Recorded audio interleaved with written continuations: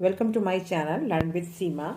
Friends, आज मैं life से रिलेटेड कुछ छोटी छोटी चीज़ों के बारे में आपसे बात करूंगी एंड आई होप कि आपको पसंद आए।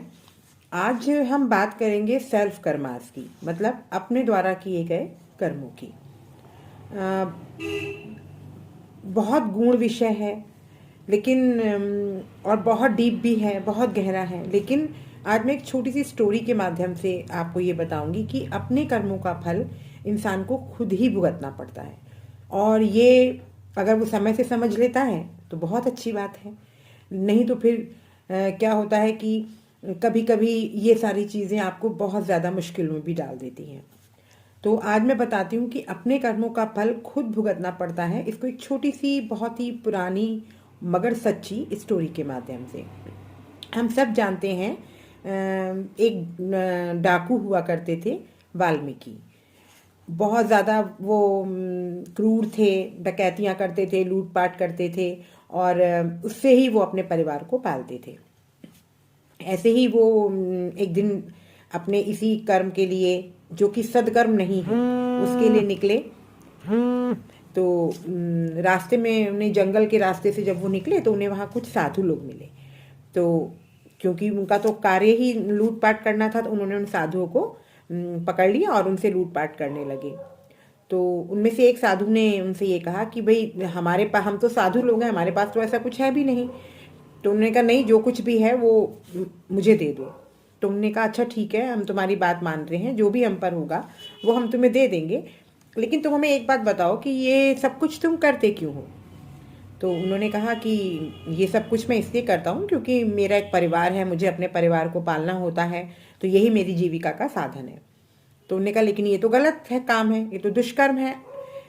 तो उन्होंने कहा तो अब जो है वो यही है, यही करता हूँ मैं। तो उन्होंने कहा अच्छा ठीक है, तुम जिनके लिए ये करते हो उनके उनको इनके उनके पास जाओ, अपने घर जाओ और उनसे पूछो कि मैं ये सब कुछ जो करता हूँ तो उसमें सब तुम लोग मेरे सहभागी हो ना इस पाप में। तो उन्होंने कहा अच्छा, मतलब आप ये सोच रहे हैं कि मैं मूर्ख हूँ, मैं यहाँ से घर जाऊँगा और तो आप लोग यहाँ से भाग जाएंगे। तो उन्होंने कहा नहीं, हम भागेंगे नहीं, तुम हमको बांध के चले जाओ यहाँ से, यहाँ पे, और अपने घर पे जाके पता कर लो। तो उन्होंने कहा ठीक है, ये बात उनकी समझ में आ गई। तो उन्होंने क्या करा, उन साधु लोगों को एक पेड़ से रस्से की सहायता से कस के बांध दिया और फिर वो अपने घर गए। वहाँ गए तो उन्होंने अपनी पत्नी से, अपने माता पिता से पूछा कि भाई, मैं ये लूटपाट करता हूँ, ये बुरा कार्य है, तो क्या तुम इस सब में मेरे सहभागी तो हो ना, क्योंकि मैं ये करता तो सब तुम ही लोगों के लिए हूँ। तो उन्होंने कहा कि भाई, हम क्यों तुम्हारे सहभागी होंगे, तुम करते हो लूटपाट, हम तो करते नहीं हैं, तो हम क्यों सहभागी हैं। तो ये सुन के उनको बड़ा धक्का लगा कि भाई, मैं तो इन्हीं सब के लिए इतना बुरा कार्य कर भी रहा हूँ और ये लोग तो कह रहे हैं कि हम इस पाप में तुम्हारे सहभागी नहीं हैं। वो फिर लौट आए जंगल में और उन्होंने उन साधुओं को खोल दिया और उनसे माफ़ी मांगी कि तो उन्होंने कहा कि देखो, हर इंसान को अपने कर्मों का फल खुद भुगतना पड़ता है।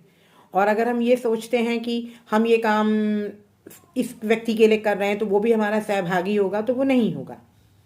वो कहेगा ये तो आपका कर्तव्य है, हमारा जीवन यापन कराना, हमारे को हमारा लालन पालन करना, तो ये तो आप कर रहे हो, तो ये तो आप भुगतोगे, इससे हमारा क्या मतलब।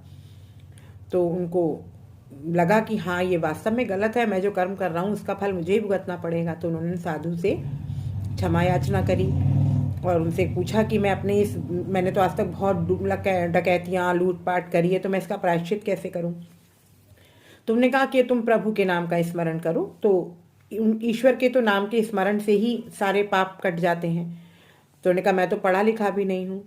तो उन्होंने कहा ऐसा है, तुम मरा मरा मरा मरा लूटपाट तो करते हो, तो मारना मरना ये तो तुम्हारे लिए बहुत आम बात है, तो तुम मरा मरा मरा मरा बोलना शुरू करो। तो उन्होंने मरा मरा मरा मरा बोलना शुरू करा। अब आप देखिए, जब आप मरा मरा मरा राम बोलेंगे तो ऑटोमेटिकली वो राम राम राम हो जाएगा। उस राम नाम के जप से उन्हें ज्ञान प्राप्त हुआ। और आप लोग, ज़्यादातर लोग ये जानते हैं कि जो रामायण है वो वाल्मीकि जी ने लिखी है, जो कि संस्कृत में लिखी गई है। और उनको जब उन्होंने अपने पापों का प्रायश्चित करा तो प्रभु ने उन्हें, उनके उस प्रायश्चित को स्वीकार किया और रामायण जैसे ग्रंथ की, धार्मिक ग्रंथ की, पवित्र ग्रंथ की रचना महर्षि वाल्मीकि जी ने की, जिसका बाद में हिंदी में अनुवाद तुलसीदास जी ने किया, जिसको कि हम लोग रामचरितमानस कहते हैं। तो फ्रेंड्स, इस छोटी सी स्टोरी को बताने का, ये स्टोरी नहीं है, ये एक ट्रू इंसिडेंट है।